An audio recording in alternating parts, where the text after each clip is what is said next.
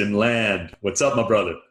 What is up, Anthony? Yeah, really, really glad to be on the show. Yeah, I'm excited to hang out with you, man. How are things in Estonia? Well, at the moment, like it's one of the most beautiful time of the year, like summer, midsummer, and really enjoying like I've been charging up my mitochondria for the coming winter. Definitely spending a lot of time outside and exposing myself to natural sunlight. So it's the perfect time to do it at the moment. How much are you exposing yourself? Are you all in? Well, of course, in when you're out public, then you definitely wanna stay to a certain limit of convenience. But yeah, I do try to even like do some full on sunbathing every once in a while, and really get some in all parts of the body. Yeah, it's fantastic, isn't it? Yeah, feels really good, and definitely something that you can definitely feel once you're gonna you've adapted to it after a while. And even if you start to miss it, especially during the winter months, then you're gonna notice a huge difference when you do it. Yeah, a little over a year ago, I picked up my ex-girlfriend and I picked up a pair of tan through bathing suits. I got one for her and one for me. And these things arrived, and I mean, it might as well have been fishnetting. It was completely see-through. And she immediately vetoed it. She's like, "You're not leaving the house in that or wearing it anywhere."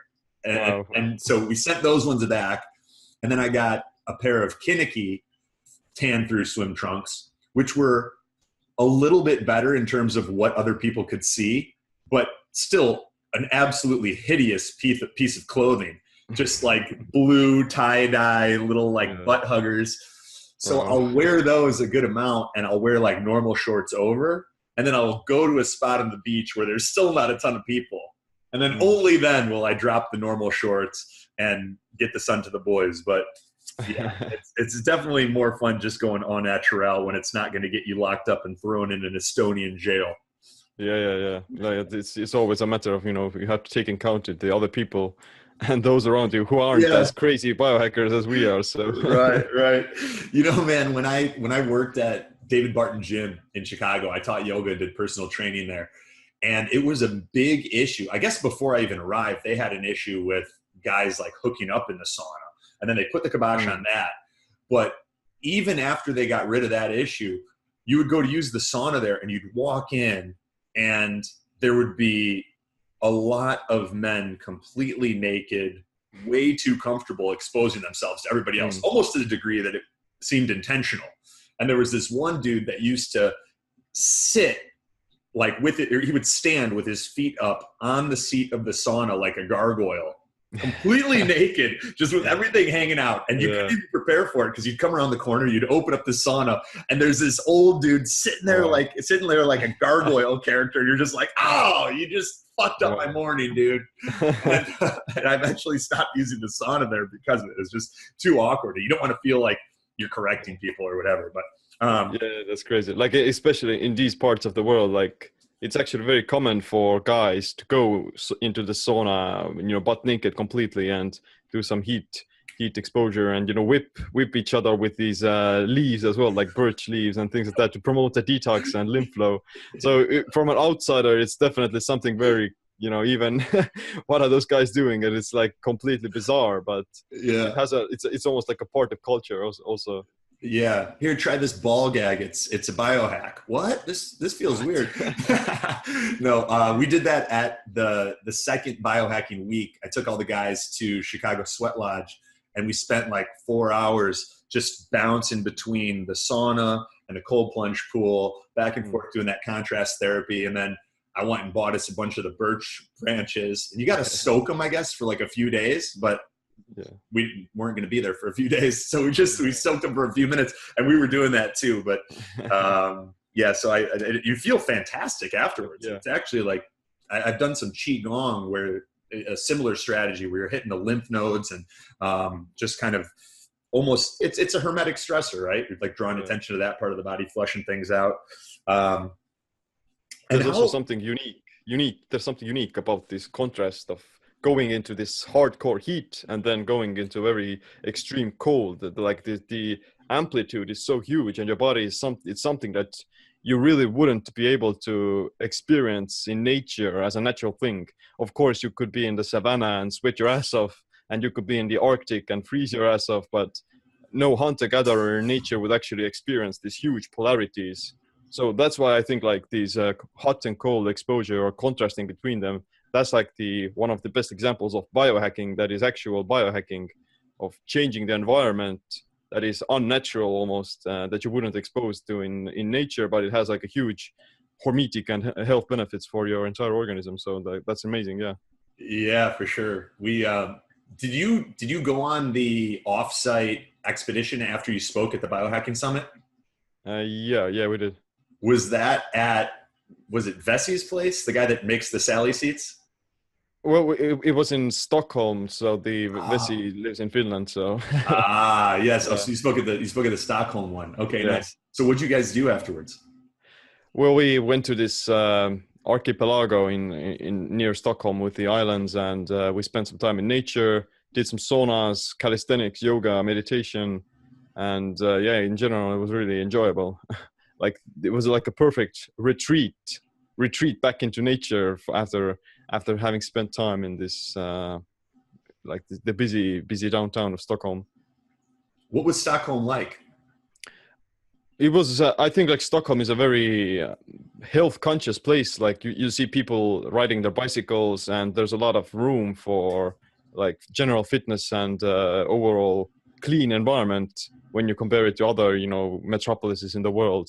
But yeah, the people are also quite healthy in my opinion. You don't see a lot of obesity, or you don't see like fatigue. Most people are quite energized there. True or false that Stockholm has some of the most beautiful women in the world? I would say like Estonian women are probably more beautiful. Really? because I'm from Estonia. Yeah, like they do, like, let's say the top three would be Finnish, Estonian, or Swedish girls. They would be like the top three most beautiful women in the world. But I'm not gonna rank them in any particular order, but that would be the top three, because yeah, they're quite blonde hair, blue eyes, clear skin, and in general like quite healthy habits. So that's like what I think is the like most attractive about them.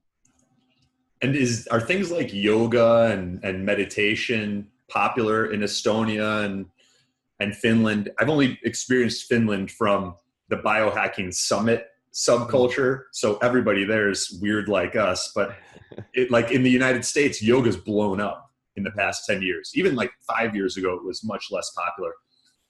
Has that same transformation taken place where you're at? It is quite popular, and but not like in a mainstream way. The most people would still go to the gym on our like doing like a regular routine or something, and they may add like some meditation or yoga into their other like weekdays. But in general, like most people stick to the basics of simply lifting some weights and doing cardio. Yeah. I think part of the popularity of yoga and meditation is that so many people are fucking stressed to the gills and anxious from how much we have coming at us with email and text messages and social and everything. And they're like, I need to calm the fuck down. What can I do? All right, yoga kind of helps a little bit. Meditation kind of helps a little bit. Doing a whole bunch of breath work and intentionally hyperventilating helps a little bit. I think we're looking for solutions. It's not necessarily that there's been a huge shift in the collective consciousness. It's more that like, hey, I need to bring myself back down to baseline. Nice. Siim, when people ask you what you do, or like, what do you say? What do you tell them? Well, I don't really like to define myself or to categorize myself into a very narrow frame or something. And part of it is also the reason that I'm not the person I used to be in the past, and I'm not the person I'm gonna be in the future. So I'm always kind of in this process of changing and evolving and self-discovery as well. But what I do is like I'm a basically think of myself as an author, a researcher, content creator online.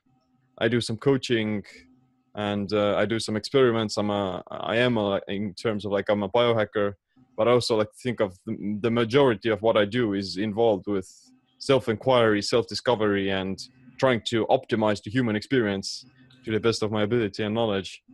So a part of it has to do with also like that I'm very interested about what it means to be human and how I can use these technologies to become better human beings. And because of that, I also have like a bachelor's degree in anthropology.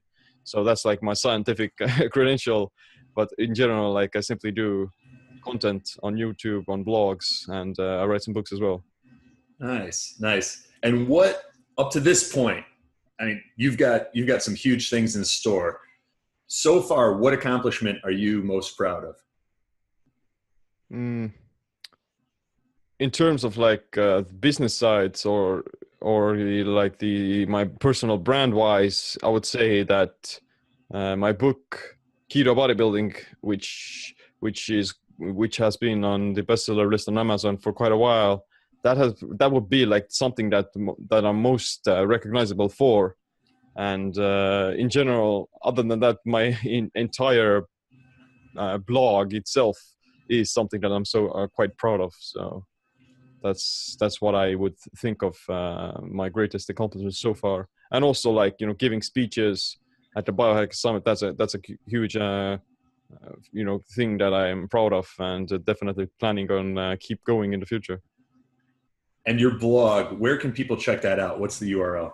It's simply siimland.com. SIIMLU or LAND or LUND? LAND, yeah. LAND.com. Yeah. Nice. And that's all focused on biohacking, human optimization, or as you said, optimizing the human experience? Yeah, well, like the privilege of having your own personal brand is that you can kind of write about anything you want, basically. And I do have like many different articles about, you know, nutrition, exercise, sleep, other biohacks, technologies, but also like book reviews, mindset, philosophy, stoicism, those kinds of things are also like kind of enmeshed in there, because I don't really look at it as a, you know, specific dissected or fragmented system. I look at it as a holistic approach, and which I call like body mind empowerment, that involves both your physical, your mental development, your emotional development, and trying to build up or trying to become the greatest version of yourself.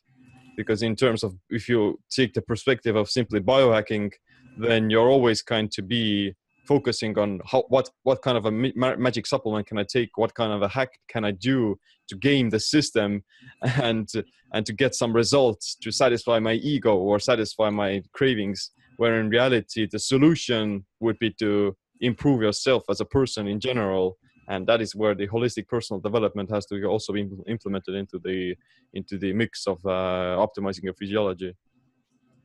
Totally agree. Back like 2004, 2005, I started reading a little bit in like the relationship advice category, and you start out and you're inspired by pain, like most change in our life. You know, you suck at something, or like, you know, you're trying to talk to girls or you can't approach the girl that you want to talk to. And you're like, okay, maybe I just need to know like what to say when I walk up to a girl at a bar or whatever. And the deeper you get into it, the more you realize it's personal development. Like relationship, improving your relationships, and all of that is about developing yourself. And I think it's a lot like that with biohacking, where we get into it because we're like, oh, I just want to hack my belly fat, or I just want to I want to get less sleep so that I have more time to be productive during the day. How do I get more out of that sleep? And then you start realizing those things help, and you can have a lot of tremendous like accelerations in your journey. But ultimately, it's all interconnected, and you don't want to just be super productive but unhappy, and you don't want to just be like meditating all day but not doing anything. You got to take care of the mind, body, spirit, or as you said, that mind, body empowerment. Yeah, so true. Like a lot of people tend to carry these different issues and turmoil from past histories and past memories inside them already, and like these different they have like emotional baggage, turmoil, and they kind of forget about what's the bigger picture of why they're doing it, why they decide to get fit, why they decide to, you know, start taking certain supplements or why do they decide to change their profession, they kind of lose the focus of the bigger picture. So it's always a matter of maintaining a perspective. Yeah, it's funny you mentioned that, because one of my clients who you and I discussed before we started recording has gone through some of those same things. And it's turning out to be a lot more common with men than I even realized, because as I've started sharing some of the things that I've gone through, other guys come forward and share some of the things that they've gone through. And I've also seen a pattern of past trauma or turmoil causing physical health issues, especially because as guys, we push that shit down and we don't address it. And the response that a lot of people have is continue to push it down, but try to biohack those health issues, which are manifesting, at least in part, due to that same emotional suppression. Yeah, exactly. Have you seen, is that anything have you gone through any trauma? How did you become more aware of emotional trauma and turmoil and the way that it impacts our biology? Well, I started biohacking just to, get fitter and improve my physical performance and things like that, which kind of delved into the rabbit hole of, optimizing nutrition, sleep, and so on. But if I look at back, as a teenager, then all of your motivations are based on your social groups and based on emotions with, trying to impress others or trying to get girls or whatever it may be. Or if you dig very deep, then a lot of these things, they do go back into some teenage years. And most people then tend to either have some bad memories about them, or they simply haven't experienced something that they wished for. Their dreams were broken, or they were embarrassed about past failures.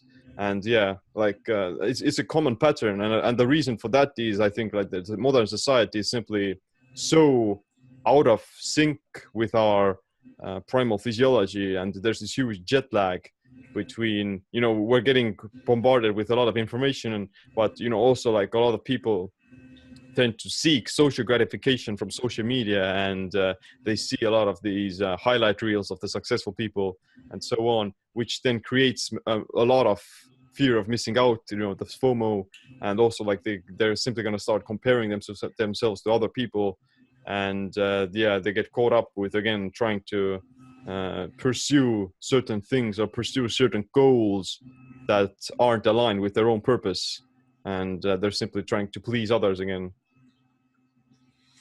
Yeah, I was working from the beach in Chicago before I moved down to Delray Beach, and I had my laptop out, and I was at this cafe by the lake, and these, like, 4 girls, I would guess that they were 17, 18, probably like the later high school years, came walking up, and they were in their bathing suits, and they threw down their stuff, and they were setting up their baskets and everything, so it looked real nice. And then they took turns pulling out their phones and doing videos and jumping around and dancing. And after like 15 minutes of each of them getting a video, they all put their phones away, they packed up their shit and left. And I was like, what did I just witness? Is this what we've come to, where we're putting on plays and productions for everybody else, but, like, at no point in there did they all just chill and talk and hang out at the beach and have a good time. It's like, we think we're really advanced, we're an advanced species, and we have built amazing civilization and technology. But when you look at it, that kind of behavior, then we're simply primal apes living social hierarchies and trying to satisfy our primal desires and urges. So it's quite crazy. Yeah. And speaking of primal urges, let's talk a little bit about fasting. This episode, I'm excited to dive into fasting and the ketogenic diet and anti-fragility, some of the things that you spoke on in Finland. First off, what time is it in Estonia right now? At the moment, it's 7 p.m. So 7 p.m. All right. Yeah. Have you eaten today? No, not really. Today was my kind of active recovery day, where I didn't work out that hard, and on those days I kind of extend my fasting window even longer than that. So it's kind of a very way of promoting more fat burning, and also using these other cellular pathways like autophagy and reducing inflammation. So it's really enjoyable, actually. Do you take any supplements when you're fasting? Not really. Like I do drink like, let's say, some salted water, and I may add some apple cider vinegar into it as well to Yeah, buddy. boost kickstart the process of autophagy and ketosis as well. And generally, like green teas and coffees are also okay, but I usually try to restrict them at least to a certain time frame. Now, are you saying you've seen research suggesting apple cider vinegar boosts autophagy? Well, it's not going to do it directly. Like there simply isn't enough research about autophagy and things like that. But I do suggest that it's going to, there are so many, the properties of apple cider vinegar are all pro-autophagy, like reduces inflammation, improves blood sugar, suppresses insulin, and also like clears out the bacteria in your gut. So like it's all the signs are pointing towards that, in my opinion, at least. Yeah, it seems to function a lot like many of the enzymes, where if you take them on an empty stomach, it can help clean the blood and rebalance the microbiome and decrease inflammation. If you take it with food, it helps with digestion, absorption, and assimilation. It's a pretty versatile compound, albeit pretty nasty tasting. It's amazing because you can use it, in like all different circumstances, like before a meal, whenever you get hungry, after a meal, and also like as a pre-workout. I like to do it as a pre-workout to really, I also add some maybe like cayenne pepper or some lemon juice into it as well, and then it's going to have like a really good kick, and you're going to really put yourself into a right state of mind, which is a lot more healthier and much more effective than dosing down on like 300 milligrams of caffeine from a pre-workout or drinking black coffee. So it's definitely something that I really enjoy, and it's almost like a miracle compound almost. Yeah, it's incredible. So let's talk about fasting. Do you fast every day? It seems like you're conscientious to not combine hard training days with fasting days. And is that to make sure that you're not stacking too many stressors? I do fast like every day, and the length of how long I fast depends on, mostly on the training I do. And usually when I'm doing like heavier resistance training, then I try to at least increase my feeding window, so I could make sure I could have a more anabolic effect and more protein synthesis for recovery. So in general, like if I'm training hard, then I would eat maybe within 4 hours or something like that. And if I'm doing like things like cardio, or if I'm resting, then I try to narrow down the eating window even more to maybe like 2 hours or 2 to 3 hours, depending on the day. And like generally, it's in my opinion, it's a very good way of balancing out the anabolic aspect of building muscle and actually improving your performance, while at the same time gaining the longevity benefits of staying in this state of autophagy for at least most of the day, and gaining all the other longevity benefits of fasting. And talking about autophagy for the listeners who aren't familiar, how would you describe the term autophagy?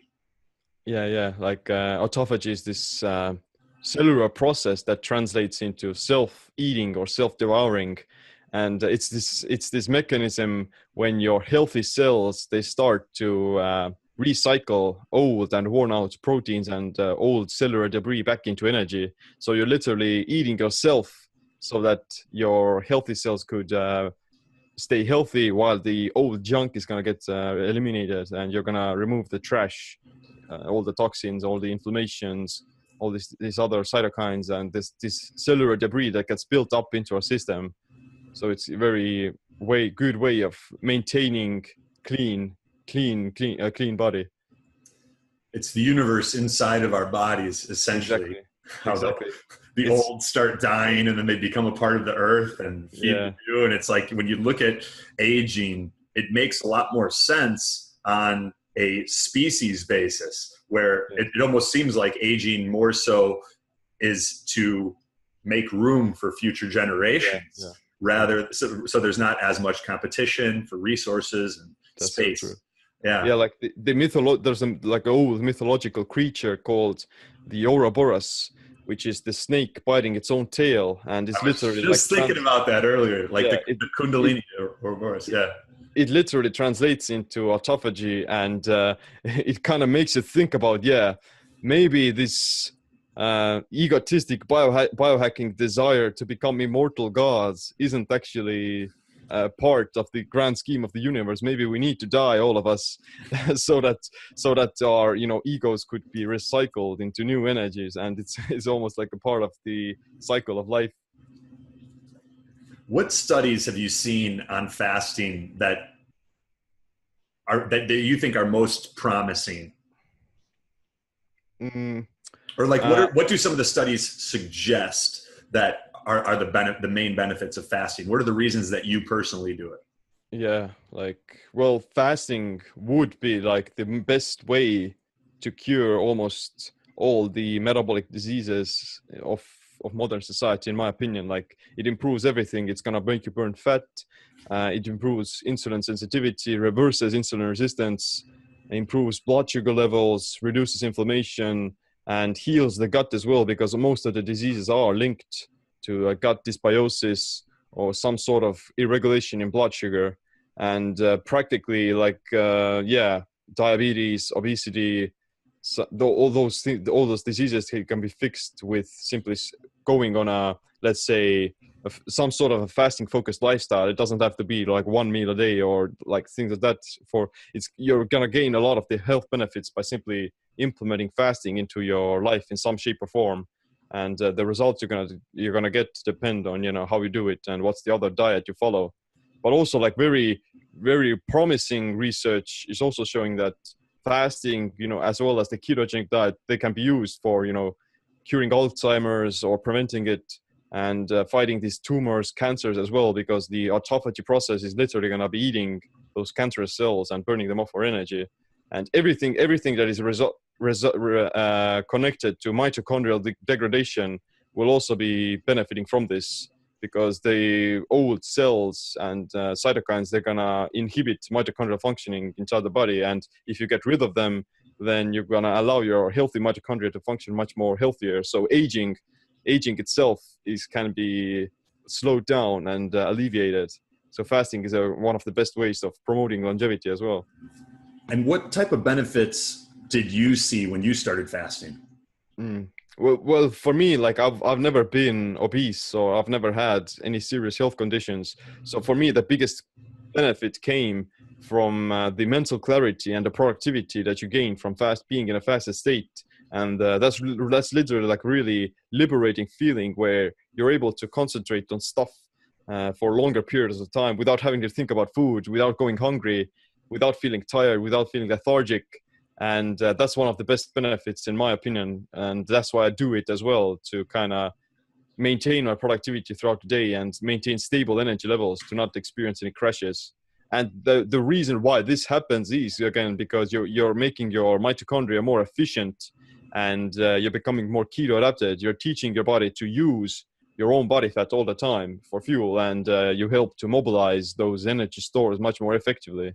Because the problem with being tired, or this problem with being overweight, isn't that there isn't enough energy. People carry around thousands and thousands of calories with them all the time. The problem is that they don't know how to get access to that energy. Their body simply has become resistant to burning its own body fat because of snacking all the time, high carbs, high processed foods, trans fats, all those things. They're basically weakening the mitochondria, and fasting actually allows your body to re-strengthen the mitochondria and regain its vigor. Nice. We were just talking about some of the health benefits of fasting, so for you experienced more of the cognitive side of things, but you were already in really good shape. Mm-hmm. What about on the psychological side, on the mindset or mental side of things? Did you notice any eating patterns that maybe weren't based on hunger? Yeah, for sure. Like, the psychological aspect of fasting is definitely it kind of also reveals to you that what you think is hunger is most of the time isn't hunger. It's simply some sort of boredom or some sort of procrastination or something. Maybe you simply are dehydrated or something like that. And definitely it uh, restructures your relationship with food in a positive way. You kind of, first of all, when you're fasting and you don't eat the entire day, then the meal you do eat at dinner time is gonna be, you're gonna appreciate it a lot more, because you've been basically being hungry all the day, and it kind of allows you to be more mindful about it. And in my case, I do like feel that it's not going to make me overeat or something like that. You know, some people may tend to react negatively by starting to overeat and binge after breaking the fast. But in my experience, it can be fixed by simply becoming more grateful for the food, and making sure that you're getting like a lot of the other psychological satisfaction from the food. So yeah, like most people, when you look at modern society, then the civilization is quite obsessed with food and eating all the time around the clock. First of all, because it's good business, and second of all, because it's very easy for people to get comfortable of, you know, having access to their pantry and fridge 24/7, eating whatever whenever they want with no restrictions. So yeah, like the fasting is a very, very good way of, or good strategy for especially the modern world, to give yourself some positive restriction and positive confinement as a way of giving yourself more freedom in the end, and improving your health at the same time. So yeah, it's like elimination is you're gonna add onto your life by subtracting from it. Yeah, I joked a couple of years ago because anytime I did a post that was related to food or recipes, it got a ton of shares and likes and views. And when I did posts on fasting, I would get those like Facebook angry faces, and people like people would like take it out on me, like I had set out to take food away from them. What's the lot longest? of people are like people freak out when you hear that you should skip breakfast, or you shouldn't eat any more than 3 meals a day or something like that. It's quite bizarre when you think about it, because fasting is something that our physiology and evolutionary past were something that has become accustomed to us. And it can be said that eating all the time, eating 3 square meals a day, is actually the unnatural thing for our bodies. And fasting or intermittent fasting, of cycling between fasting and eating, that is the actual norm that we should strive towards, and we should implement. What about the people who try to fast and feel awful, weak, shaky legs, brain fog? What's going on there? Usually, a lot of these problems come from mineral deficiencies and lack of electrolytes. Because like sodium and potassium and magnesium, those are the biggest three electrolytes that people are already mostly deficient of. And especially when they're fasting, then they tend to lose it by excreting them through the urine and dehydration. So like generally, whenever I do feel tired slightly, then it may have to do with drinking a little bit of water with some added sea salt or pink lemon and rock salt into it. So that's kind of fix a lot of the issues of lethargy and heart palpitations even, and muscle cramps and things like that. And generally, like, there's also the problem that if you're fasting, then you may become, you're gonna subconsciously, you're gonna start moving less because your body has less energy, less readily available calories. So if you're staying indoors all the time, if you're sitting on your couch while fasting, then you're kind of missing the point. You still have to keep moving around. You still have to get sunlight into your body and adjust yourself to the circadian rhythms and get some fresh air and things like that. And whenever I do feel tired, then going for a walk, a little brisk walk for 10 to 15 minutes is going to definitely recharge the entire body, and you're going to feel awesome after that. Yeah, it's so counterintuitive. When you feel like garbage, all you want to do is sit on the couch or watch videos or something like that. And I've at least realized in those moments when I'm tired, if I do what I want to do, which is nothing, it just extends the amount of time I feel like shit. Yeah. Whereas if I'm like, all right, snap out of it, go for a jog, jump on the rebounder, go for a walk, do some breath work, something that is an expenditure of energy where even though you feel like you're already shortchanged in that department, if you put out a little bit more, you end up feeling way better than just riding it out and being lazy. Yeah, that's so true. Like most of the results come from simply doing it or simply starting, whatever it may be in any areas of life, whether that be working out, meditating, starting a business, writing a blog, or whatever it may be, asking someone out. You simply have to start doing it. And once you keep going, then eventually you're going to ride the waves of momentum, and it's going to get easier. So the initial barrier is always the biggest obstacle of, tipping over the point and getting into motion. It's like physics, like Newton's first law of physics is as well. Like an object in rest stays at rest, and an object in motion stays in motion unless it comes into contact with another other source of motion or something like that. But it basically means that you have to keep going and start the momentum yourself. I heard this really interesting quote from the actress Margot Robbie the other day, and she was questioned basically saying, what do you recommend to people that are trying to get their start in Hollywood or in acting or theater or something like that? And she's like, just work, just start doing stuff, even if it's for free. Yeah. Volunteer, get on stage, practice your craft, and something will come of it. And there's a lot of parallels there with energy.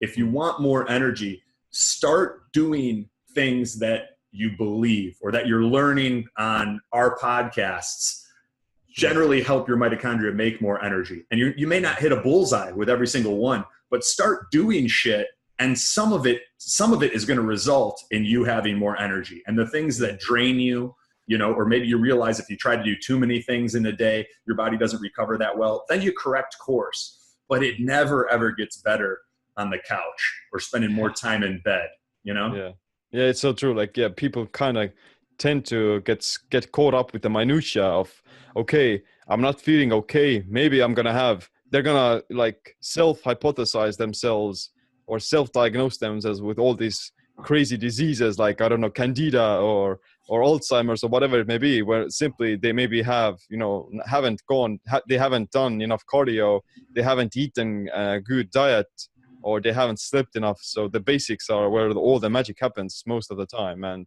like, it's too easy to get caught up with information overload. Mm-hmm. Do you think that the same way that people who haven't exercised a lot, or maybe haven't done specifically, maybe they're doing anaerobic exercise and high intensity intervals, but they're not doing steady state cardio, those type of people, we see a pattern of an increased probability that their cells are oxygen inefficient, right? Yeah. Do you think that some of the people that try to transition to keto and it's a big deviation from the way that they've been living, do you think what we're also looking at is some metabolic inflexibility where their cells can pretty much only process carbs efficiently, but for them to run on fats or even a little bit of protein, it's much more difficult? And because there's like a bottleneck and inefficiency in that metabolic process, they end up feeling like garbage because they're not getting enough energy, even though they're getting enough food. Yeah, you kind of summed it up really well. Like I mentioned earlier, like the problem isn't that there isn't enough energy. The problem is that the body doesn't know how to access it. So you're already carrying like tens and thousands of calories with you all the time. So the key is to build up keto adaptation with the keto diet or with things like fasting and exercise, so that your body could access that infinite amount of adipose tissue that we even lean people have. So like the transition process initially is gonna be that when you do come from like even a diet that doesn't restrict carbohydrates and maintains even like a semi-paleo type diet, then you're still gonna experience a mild energy crisis when you transition over to keto or when you start doing longer fasts, because the body still needs to build up its fasting muscle or something like that, you can call it. And generally it is like a metabolic inflexibility, because when you think about you're eating a carb-based diet and you're running primarily on sugar and glucose, then whenever you do run out of glucose, then you're going to experience an energy crisis because there isn't much glycogen stored inside the body. So you're going to decrease, you're going to, experience a slump in energy because your body doesn't know how to access fat that easily. But when you're doing the keto diet, then you're primarily running on fat all the time. And you can't run out of fat practically, and virtually you'll be able to fast for like months and months on end before you lose your body fat. So in that scenario, you're metabolically flexible because you can always level up in the sense of eating carbs and still using them for energy, whereas the opposite cannot happen because there's this like the bottleneck effect of not knowing how to use those fat molecules and ketones for energy. Do you remember what it was like for you when you first started fasting? Yeah, like I started fasting for maybe in the end of high school, and initially I did like definitely longer time frames. I didn't do 1 meal a day right away. I started off with like 16 hours of fasting and 8 hours of eating, which is like the general lean gains bodybuilding style. And then I transitioned over to 2 meals a day of maybe eating just a very small amount of calories initially, and then fasting until dinner.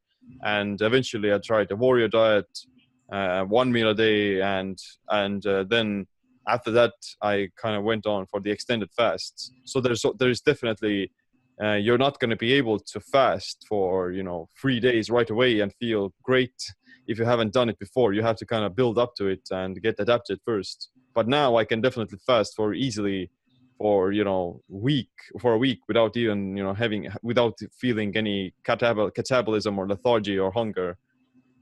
No shit, you can go a whole week with no hunger? Well, it's like it's not like real hunger, and it's quite convenient. Your body kind of adapts to it very fast, and you get used to it. So it's quite simple, in my opinion, actually. If you've done these things like in the past. And are you working out when you're doing those longer fasts? I mean, you've done a full week fast before with like no calories. Like the longest I have done is like a week, yeah. But in general, like I'm not gonna be working out hard during that time. I'm gonna be still like moving around, walking, and maybe doing like very easy yoga and calisthenics to simply stimulate the muscle, because it's quite critical to actually signal the body that it needs to maintain muscle by at least contracting the muscles in some shape or form, and not becoming completely sedentary. So I generally do maybe some resistance bands, some push-ups, pull-ups, something very easy to maintain the muscle.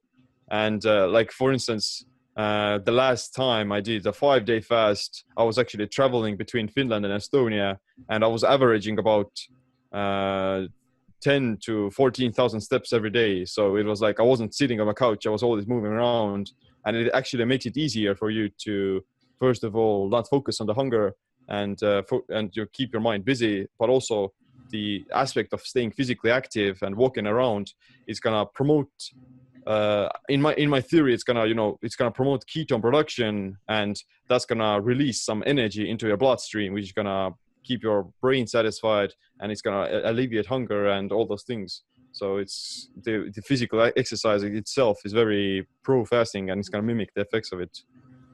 Yeah. So the longest fast you've ever done, is it a week? Yeah.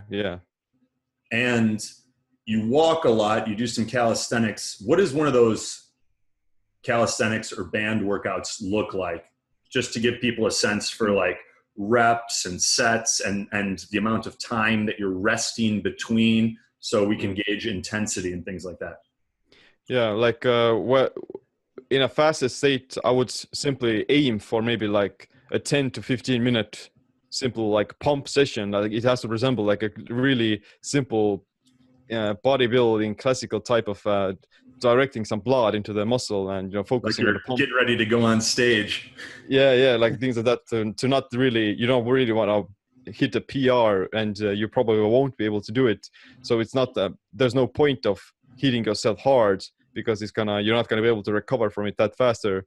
So yeah, like I simply aim for maybe, I would say 20 reps of doing like this elastic resistance band curls with the biceps, or some rows with it, and maybe like, yeah, again, 30 to 50 push-ups, and maybe some like 20 squats, and I'm going to cycle it between like 3 to 5 sets or something like that. And you're moving at a gentle pace, not really pushing yourself too hard, going into the next set when you feel ready, but it's you're not sweating, you're not out of breath, right? Yeah. I'm not gasping for air. I'm not sweating my ass off. I'm simply focusing on the contraction and the blood flow. Nice. And you'd mentioned the electrolytes earlier, and that being another one of the reasons that people who kind of transition to fasting while they're still building their fasting muscle may experience some of that weakness or waning energy. You just dump pink Himalayan salt in there, or do you use an electrolyte supplement like salt stick or something else?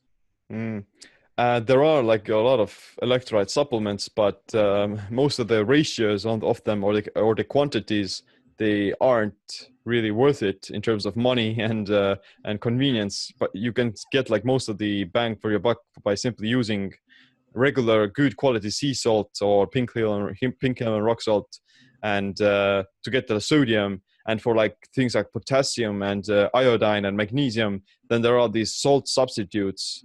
And in the States, there's this brand called New Salt that has like a ton of potassium for it.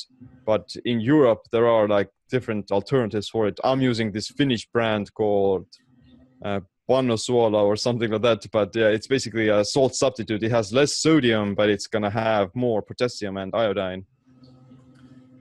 So a lot of the research is showing that sodium's not the problem. It's it's the processing of the sodium that's the issue.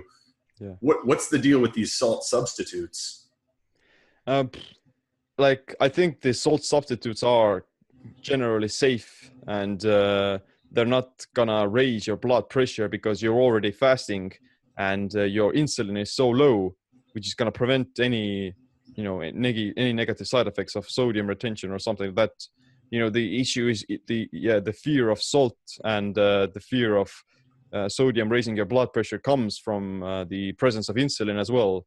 And if you're doing like a keto diet or if you're fasting, then you eliminate insulin, you have lower blood sugar in general, and you actually need more salt and more sodium to kind of counterbalance that effect. So research is it's showing that it's not the sodium, it's the insulin that is causing the issues. Mm-hmm. And that's part of the reason that our electrolyte balance can become thrown off more so when we're fasting than when we're regularly eating, because of these changes in our insulin and we don't have salted food constantly being consumed. Like the kidneys, they're gonna detect low levels of insulin and they're gonna flush a lot, or they're gonna hold onto less water, and you may potentially simply start urinating a lot, and you're gonna lose some electrolytes. So to negate that effect, you want to make sure that you're not drinking too much water either, because simply gulping down unlimited amounts of water is gonna simply make you piss it out, all of it. And also make sure that you do like balance it out whenever you do become dehydrated by adding more sodium into your foods. Yeah, that's a little bit of my beef with a lot of the water biohacks that are out there, because they don't take into account the source of the water. And there's a lot of people in the biohacking space now that are talking about deuterium and like the negative health effects of deuterium. But in people whose water is already low in deuterium, adding a little bit has actually been shown to extend lifespan. So it's like whether or not water contains a lot of salt and electrolytes or contains a lot of deuterium or not a lot of deuterium really depends on what are the best biohacks for that particular water source and the individuals who are consuming it, which is like all this shit comes back to personalization and customization. And it's part of the reason that you and I are encouraging people not to chase every new shiny object, like, the supplement of the month, and just throw it against a wall and see if it makes a difference. Cause it's like the longest possible path you could take in optimization is just trying everything you hear that sounds interesting or has some research behind it. Yeah, it's so true. Like shiny object syndrome is like a part of the human brain. And we tend to gravitate towards wanting, or we tend to we have this bias of thinking that something is wrong with us, and we simply we have these genetic predispositions that we need to counterbalance that with taking some supplements or using these different gadgets, when in reality, yeah, we simply need to go back to basics and focus on them. Yeah, it's like, yeah, there is something wrong with you. There's something wrong with all of us. We're all fucking weird. But because we're all weird, there's nothing wrong with you. You're perfect, the way you're supposed to be. And that's what makes you interesting and different. Like if we were all walking around and we didn't have our weird little health things or our eccentricities, it would make the world a boring fucking place to live. Nice. So how does fasting, both intermittent and the extended fast that you described, fit into the concept of anti-fragility? Yeah, like first of all, I would have to describe what is anti-fragility. So it is this concept and a book by this philosopher and economist called Nassim Nicholas Taleb. And he basically states that the opposite to fragility isn't something that is resilient or robust. Something that is the opposite to fragility is anti-fragility, because a fragile thing breaks into pieces when it comes into contact with stressors. A resilient thing simply resists the shock and stays the same, but an anti-fragile thing is actually going to benefit from those stressors and it's going to get better. So this kind of principle can be applied to the general idea of hormetic stressors like exercising, fasting, caloric restriction, carb restriction, heat and cold therapy. Those things are all hormetic stressors that are anti-fragile in nature. They're going to make you stronger than before. So in terms of fasting, what I like about it is that first of all, it makes your body so efficient at producing its own energy all the time. You don't have to worry about, oh, I didn't eat my breakfast today, now I'm going to feel tired, or I'm going to feel unmotivated to work out, or whatever it may be.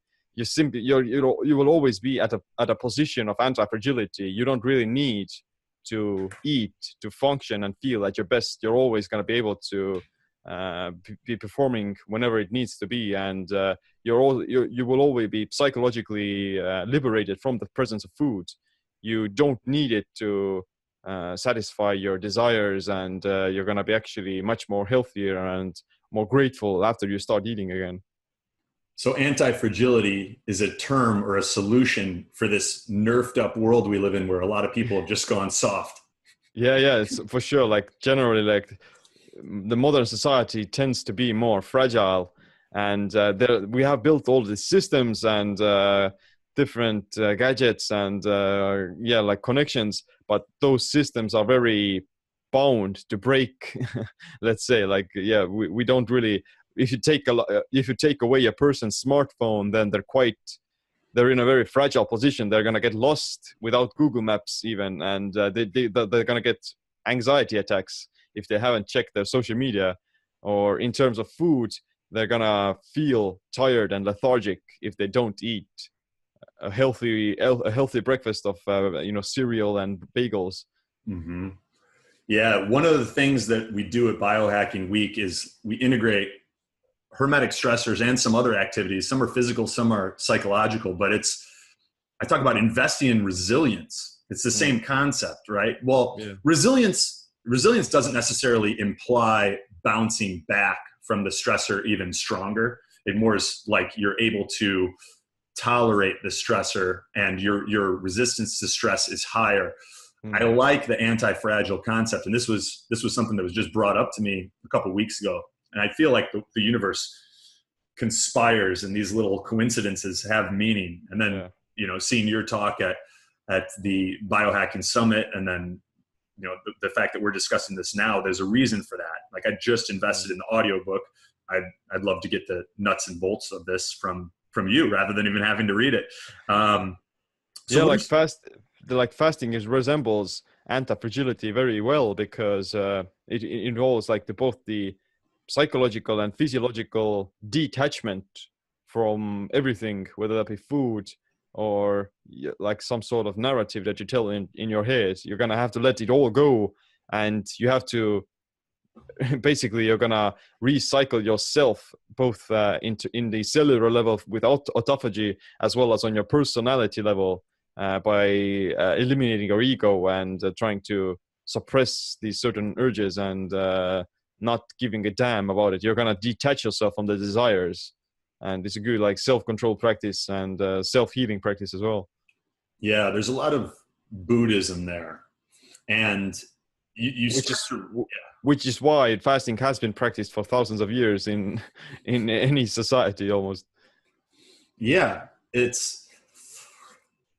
brings awareness to the motivations that are separate from the physiological, right? Like, oh, I don't always eat when I'm hungry. I eat when I'm bored, right? When I'm sad, or I eat when my mood is fucked up and I'm self-medicating with carbs or sugar or something like that, because it gives me a little bit of an energy rush. And what are some other practices for becoming anti-fragile, at least biohacking practices or lifestyle implements? Well, of course, doing these types of implementing like different training modalities that involve both the anaerobic and aerobic fitness as well. You want to be able to perform physically in whatever situation you come across. You never want to narrow down yourself to a very specific sport or training modality for too long, because it's going to make you fragile and it's going to generally lower your overall fitness. So yeah, cycling between different training modalities is a good idea. Then of course, implementing cold and heat thermogenesis, those are also one of the top-notch anti-fragility strategies. And also, like I like to think of anti-fragility from the perspective of nutrition and food as well, to kind of build up a good microbiome that is capable of handling different environmental stressors and inflammatory foods even. Like, for instance, one of the biggest mistakes or one of the biggest problems I see with these very restrictive diets like keto, paleo, or vegan is that they tend to make the person metabolically inflexible. Like they're gonna actually lose their ability to metabolize carbohydrates, or they're gonna feel crap when they get kicked out of ketosis, or they can't tolerate gluten because they avoided it for too long, or they can't eat nightshade or legumes. And the problem isn't that those foods are objectively bad. The problem is that their particular subjective gut microbiota isn't capable of digesting them. So you can build up a much more anti-fragile microbiome as well by, eating a wide variety of foods and cycling between different types of diets, different types of trainings, and always staying in motion almost. Yeah, there's this concept in training where use it or lose it, or as we age, if you don't demand an output of strength from your body or your body to maintain a strong aerobic engine, you start losing those things. And it's almost the same way with nutrition. If you completely cut all forms of gluten, even the good ones like certain organic legumes and grains and things like that. Not that I don't think legumes have gluten, but or even as you mentioned, nightshades, your gut microbiome adjusts and produces more of the bacteria to digest, assimilate, and absorb what you're eating. But conversely, you don't produce the ones to break down the foods that you've eliminated, so that you become way more sensitive when you do eat those foods. Yeah. What's the best way to maintain that balance? And similarly, like, how do you get the benefits of a ketogenic diet without making yourself metabolically inflexible on the other side of the spectrum? Yeah, like, of course, gluten isn't very healthy for you, and you do want to avoid it for the vast majority of time. I'm not saying that you should eat cake every day. I'm saying, like, yeah, it's generally a healthy trend to introduce some of these potential allergens into your diet every like few months or something like that. Most of the time, you do want to eat a very restricted diet that incorporates only the healthy foods and the ones that you don't have an autoimmune response towards. So in general, like, I would suggest, like, you would maybe, you're going to be a very good position if you have like a few of these, I'm not going to say cheat days, but let's say like this specific birthdays or holidays or Christmas or whatever it may be, where you do eat these other traditional foods that aren't particularly healthy for you, but they still help you to maintain your metabolic flexibility. So those are the only times I would say it's okay to have a sort of treat and then to justify it as a hormetic stressor for yourself. So I love that. Yeah, so those are the only times that are good, to make an exception. And in terms of the keto aspect, then there are definitely ways of implementing or increasing your metabolic flexibility on a more consistent basis as well, like doing either the cyclical ketogenic diet, that is basically you eat keto for a week and then you have like 1 day of carb up, or the targeted ketogenic diet, where you basically consume a very small amount of carbohydrates, like 5 to 10 grams of high glycemic carbohydrates during like intense workouts. Those are very good ways of, burning ketones and fat for the vast majority of time during the day, and then using those carbohydrates in only very specific circumstances when you're going to basically burning them off for your energy right away, and you're going to dip back into ketosis afterwards. So while you're training in a fasted state or in ketosis, slam like a pixie stick or a bag of gummy bears. Yeah, that could work. Yeah. And those are like very, very, you would want to use something that is like high in glucose instead of fructose, so that the glucose would be used for muscle glycogen. So what are some healthier examples? Generally, like whenever I do the targeted keto, for instance, then I would take like maybe a half a banana, a very ripe banana that is less in fructose and more in glucose, or something like dextrose powder, which would be slightly unhealthier but okay still, or maybe like even some fruit. They can be okay, like higher glycemic fruit, maybe like grapefruits or dates or something like that. Those are also okay, but it's much more difficult to eat like a baked potato at the gym or in between sets. That's a scene. Yeah, my brother lived in Cairo, Egypt for almost a decade. And over there, he started observing Ramadan because like everyone's doing it. So there's these extended fasts. And one of the practices that they do is when they're breaking fast, they don't go crazy like we do with those cheat days you mentioned earlier. They'll start with like a couple dates. That's how they break their fast. And they're breaking their fast with this form of, at least in terms of natural foods, a quick absorbing glucose, sugar. Yeah. They're not doing excessive amounts of it. And it's like they've sort of intuitively stumbled upon what we're now seeing validated in the scientific literature as a very beneficial approach. Mm-hmm.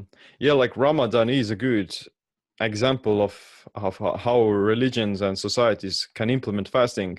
But, fasting dates back before Ramadan and before Islam. So it's definitely something that even like any society should implement. But at the same time, Ramadan has its issues as well. Like I'm not really that big of a fan of the timing schedule of when they fast and when they break the fast. They're gonna basically fast when the sun is out, and after sunset they're gonna start eating, which is like they're gonna cause like some sort of circadian misalignment in their biology by feeding at night, and that's not something I think is good in the long term. Yeah, that's a big one. So you're referring to the fact that we know the three components that have the biggest impact on our circadian biology is sunlight, movement, and food. And if they're laying low all day fasting, and then at night when they can eat, they're slamming food and probably a little bit more active. Maybe if it's just between the sheets, they're hitting 2 out of the 3 things that are going to send signals to their body like, oh, nighttime is daytime and vice versa. That's a problem. Yeah. And, that's the reason they do it is that probably it's been written down in the Quran and it's been embedded into the religious texts and it's taken as dogma. And Islam is a quite strict religion, and they're not gonna change the old traditions, and which is a shame, because the much more scientific approach would be to update the current religion based on the science that we have already. They should actually shift the feeding window a few hours earlier, so that they would maybe have like a huge dinner, but they're not gonna eat at night at midnight or something like that. Like they have to kind of they have to swallow their ego and kind of update the religious doctrine. Eat your ego. You're fasting. Yeah, autophagy. It's autophagy. Siim, I know you're fasting right now. The last time you ate, what did you eat? What was your meal? Well, I do like the keto diet basically, and I kind of do based on like the day I eat. I may implement a few carbs as a post-workout or something like that. But generally, what I eat is like my favorite foods are definitely eggs, my homemade homegrown eggs. You got And chickens? yeah, I have a few chickens. Yeah, and they give us like a solid amount of eggs I can eat every day. So Do they wake you up in the morning? You got roosters too? yeah. But I'm actually up before the roosters. You'd go get her, you? Yeah, but yeah, like a few eggs, then a good salad with some spring onions, red onions, maybe some spinach every once in a while, some cucumbers, and some steamed vegetables, cabbage, broccoli, maybe half an avocado or an entire avocado, then maybe some olive oil, and next to that, definitely some fish or either some meat. And my favorite fish are like salmon. Favorite meat is some sort of beef, and I generally try to get like the fattiest chunks of like the leftover meats almost that the butchers don't put on shelves. These bone broth meats that come with like the tendons and ligaments. Those are the most nutritious parts, and they're the cheapest ones as well. So I'll be happily to consume them on my keto diet and get more nutrition with less expenses as well. And definitely some organ meats as well. Like every once in a while, I try to get like at least 2 times a day or 2 times a week. I'll try to eat some organ meats. And when you're in ketosis, what are like your go-to quick and easy meals when you're trying to stay ketogenic? Mm-hmm. Well, like whenever I like, let's say if I'm traveling or something like that, then I'm always fasting basically, which is the best biohack of avoiding all the potential unhealthy foods. But like quick, easy keto foods would be like that you can carry around with you would be like something like boiled eggs or a can of sardines, and that's basically it. That's or beef jerky, even like some homemade sausages, like dried up sausages. Those are good for traveling with you, and generally like you're not going to be missing out on like skipping a few vegetables for a few days or something like that. Mm-hmm. Yeah. And I've noticed depending on where people are at along that continuum of metabolic health, some people don't do well right away transitioning into a ketogenic diet, and their digestion or enzyme production or bile production so compromised that they need to take a step back and address certain gut infections and enzyme production before they can enjoy some of these foods you're talking about, like the beef and the fattier cuts and so on and so forth. Even the higher protein meals that you see more commonly with a paleo template. Yeah. Have you seen that with clients at all? Or are most of your clients in a position where they can transition right away and they do well? Yeah, a lot of the people, like most of them actually feel quite good right away, as long as they get like their electrolytes and minerals in check. But people who tend to have like digestive issues from eating keto foods, I would suggest that most of it is because they lack the production of hydrochloric acid in their gut. Their intestines are too alkaline actually, and because of, I don't know, avoiding certain foods or simply having some sort of inflammation in there. And generally what I recommend for people to do is that, add some more apple cider vinegar into their foods and some lemon juices as well, though, for like breaking down fats and proteins. It's going to be very beneficial for the digestion. And also things like ginger and turmeric, they're also great for helping, especially the absorption of proteins and these meat parts. And yeah, generally, whenever you do eat, you actually want to promote some acidity in your gut. You don't want to be alkaline before you eat. And apple cider vinegar is another amazing thing for that. Yeah, it's part of the reason you don't want to be drinking alkaline water when you're taking supplements Yeah. or water period with meals, but especially not alkaline water. Swedish bitters are also really good for kind of waking up the body and Mm. getting those enzymes to start being produced at higher levels. Yeah, all of these polyphenols and different pigments, those are really good for fighting the infections in your gut as well, and cleaning house and helping with digestion. So, and they're all like linked to longevity. So I try to get a lot of ton of herbs, spices, polyphenols into my diet every day as well. And you consume those fresh? Most of them are fresh, yeah, but some of them are in a supplement form, or let's say in a powder form. Okay, cool. And powder that's encapsulated, or what do you like? How do you consume your herbs?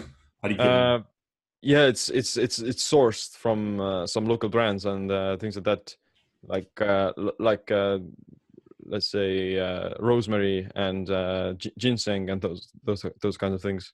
You put them in a smoothie?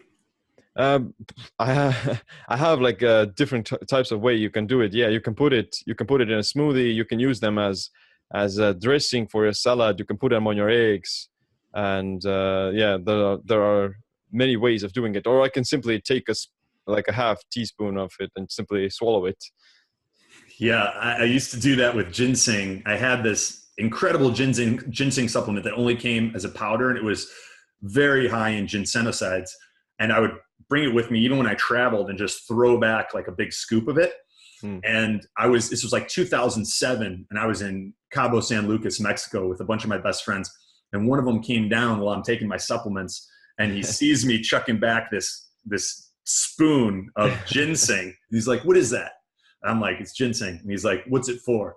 And I'm like, "It's really good for energy. It's an adaptogen." And I see his eyes glaze over, and he goes, "Give me some of that." Yeah. So I'm like, "Dude, it's potent." He grabs a scoop of it, throws it back, and before he can even chase it with some water. Have you seen those videos online where it's like the cinnamon test? Yeah. It was basically like the cinnamon test in my bedroom. He just Wow. he coughs this huge cloud of ginseng up, and he's like, his eyes start watering. He's like reaching for the water, but he can't see. And I give him the water, and he chokes it down. He's like, "How the fuck are you taking that every day?"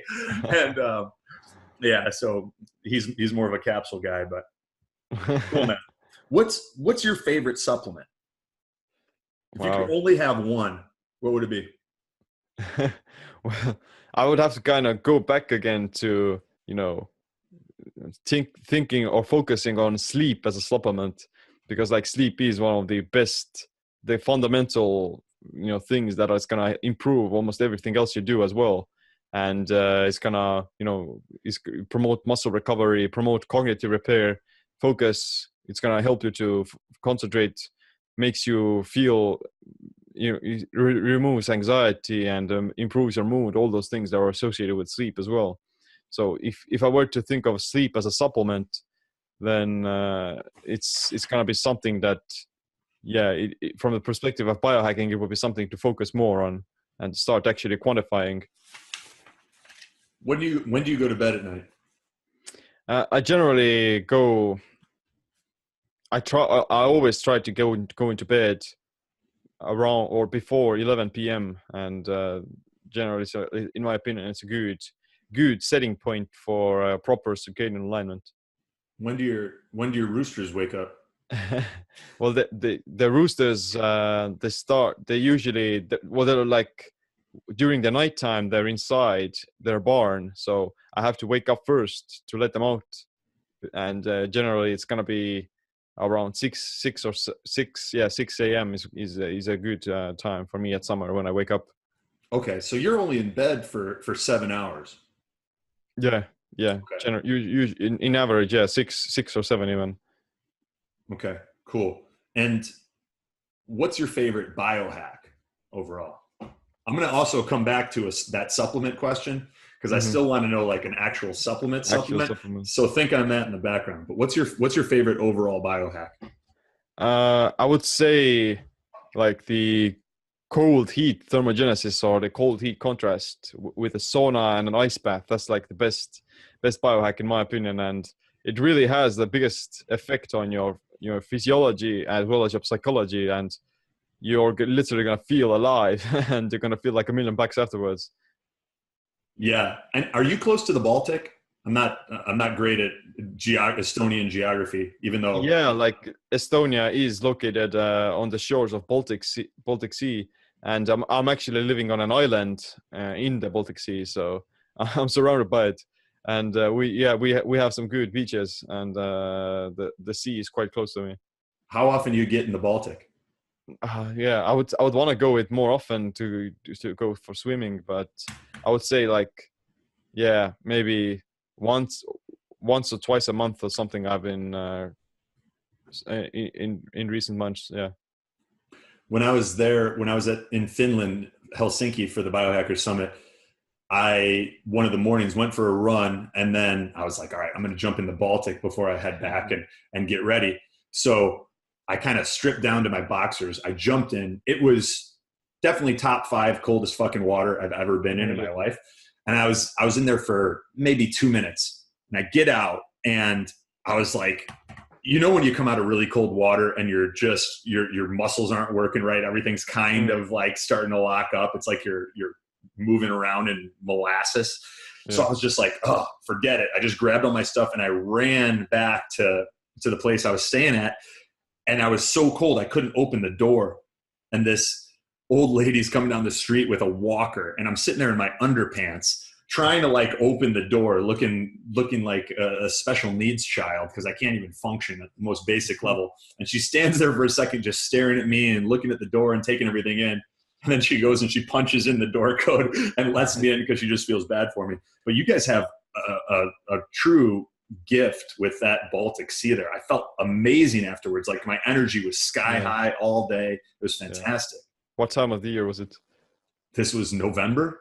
Okay. Yeah. That's like starting to get cold. Like in the winter months, it's gonna be really cold, and it's even like even more invigorating when there's snow next to you and you have to break the ice even. Oh yeah, I can imagine. Or right after a sauna. You know, my body was heated up from the run, but nothing like if I was coming fresh out of a sauna. Yeah. That's like literally when you're gonna go into the cold, you're gonna feel very numb, and when you go back into the sauna, then you're gonna literally feel like your entire body's surging, like it's like the blood vessels are almost about to pop, and it's like really something different. Yeah, it's a beautiful thing. Who inspires you? For like, my biggest inspiration is feeling generally grateful for even being alive in this particular day and age as a human being. You know, like this is this is like literally the best time to be a human up until this point. Like we have, you know, less war than ever before. We have less suffering than ever before, and we have more opportunities than ever before. Like we can start our own businesses online. We can literally communicate with each other from across the world. We have technology. We have amazing opportunities to create our own name for ourselves. So that's like the biggest thing that gets me out of bed, to not take this for granted, and to take advantage of what I've been able to do so far, and to keep going. Is there a person that inspires you, or people, where you look at the work they've done or the impact that they've had, and it drives you forward? Not any particular celebrity or anyone like that. I say maybe get inspiration from wanting to be a better person, and for my own family and friends, and to kind of embody the world I want to see in my own flesh. What's your favorite movie, documentary, or book besides Antifragile? My favorite book is Viktor Frankl's Man's Search for Meaning, and he's a survivor of Auschwitz from the Second World War, and his book basically kind of tells you that whenever you are in these different difficult circumstances in life, or you're suffering, or you're going through difficult times, then you can always transcend that suffering by simply changing your perspective and trying to look at, or trying to seek a bigger meaning from that suffering. And in so doing, you're actually making yourself anti-fragile, and you're gonna free yourself from the negative effect of the particular event that you're going through. And it's like it's a good way of finding meaning in a world that is indifferent to the suffering of conscious human beings, and kind of standing strong against that. I think that's a big flaw in biohacking, is that it's so focused on mind-body performance that it can come at the expense of spirit and our spiritual development. And as I've made more of an effort to focus on my spiritual development, because I neglected it for so long, pretty much from when I was like 11 and decided organized religion, at least as I was introduced to it, wasn't necessarily my thing. I think I accidentally cut myself off from the higher level of spirituality. Right. And as I've started making efforts to pray more and connect more with that, it's allowed me to accept things as divine intervention, or just saying like, okay, everything happens for a reason. I don't need to understand it because I'm not that smart. And there's something that's omnipotent and omnipresent that has a plan for all of us.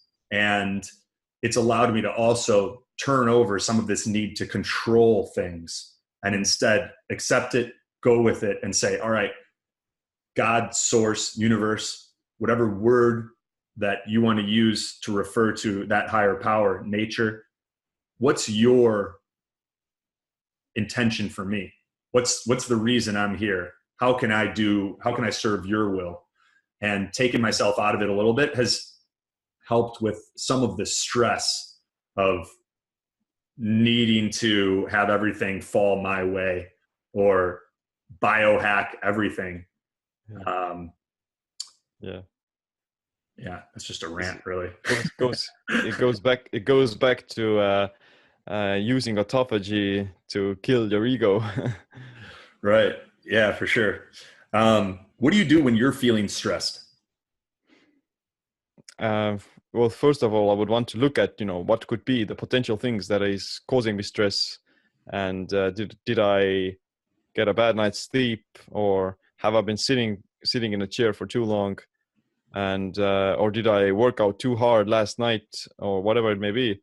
But what I do to kind of counterbalance that is the easiest thing I usually do is, lay on my back, do some, stretching a little bit, foam rolling, and do some easy yoga movements to, fix my posture, to promote mobility.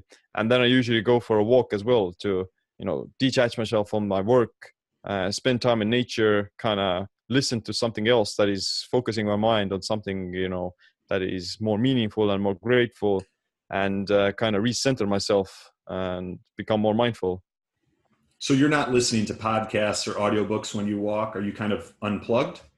I usually listen. I usually do listen to them, and but I tend to not be in this very focused, hustling mode. Let's say I'm not listening to these business podcasts or entrepreneur. Yeah. I'll listen to something that is more soothing and more philosophical. That kind of makes me think in a bigger perspective. And you mentioned Stoicism earlier. What mindset shift or Stoic philosophy has had the biggest impact on your life?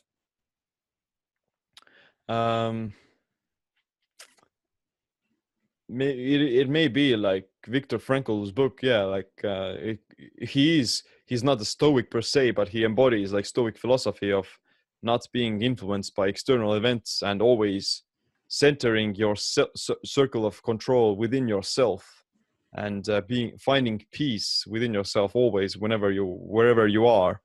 And I think that has been like the biggest thing in terms of being grateful in the present, as well as centering myself or becoming more resilient or anti-fragile against external events. Nice.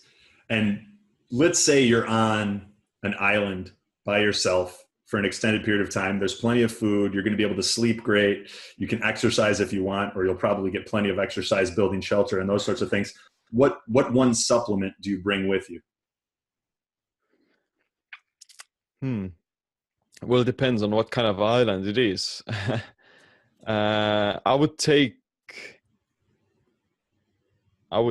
like, actually it's not a real supplement, but it's like almost a food. I would take like bee pollen, which is a great, source of micronutrients, and it's one of the best superfoods like people can implement in the diet. I've been experimenting with only like a few months, and I do notice like it has like all the amino acids you could ever need almost, and it's not like it's not going to replace real food, but it's definitely going to give you some micronutrient boost that you probably aren't getting from your regular food. And do you do that where you actually eat the pollen, or do you do it in encapsulated form? I have like this bag of bee pollen, like these granules. Oh, yeah. And I usually take like maybe one teaspoon every day or something like that. And is that local? Is that from local bees? Yeah, it's local from Estonia. So it's also fantastic for allergies. Yeah, like it's a good way to build up again your resiliency against these allergies. Nice. And last question, Siim, this has been a lot of fun. What's one product that you can't live without?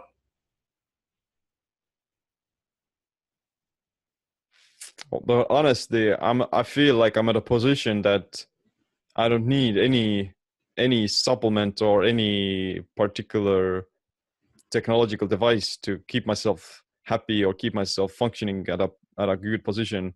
Like I feel like,